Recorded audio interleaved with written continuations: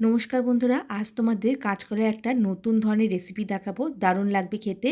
তো এখানে কাঁচকলাটা মিডিয়াম টুকরো করে কেটে হলুদ জলে ডুবিয়ে রাখা হয়েছিল। এবার কাঁচকলাটার ওপর আদা, রসুন, কাঁচা লঙ্কা বাটা, স্বাদমতো নুন, গোলমরিচের গুঁড়ো, 2 চামচ কর্নফ্লোর দিয়ে ভালো করে মাখিয়ে নিয়ে আধ ঘন্টা মতো রেখে দিতে হবে।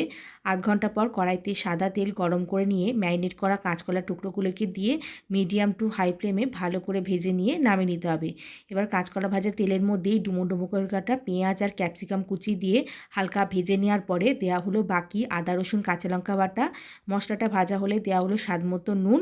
এবার ভাজা হয়ে যাওয়ার পর 3 রকম সসের মিশ্রণ দিয়ে আরও পরিমাণ মতো জল দিয়ে এবং কাশ্মীরি লঙ্কার গুঁড়ো দিয়ে ভালো করে মিশিয়ে নেওয়া হলো।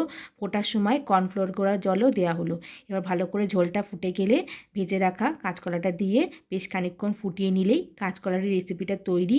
রুটি বা গরম গরম ভাতের সাথে খেতে এই রেসিপিটা দারুণ লাগবে। ধন্যবাদ।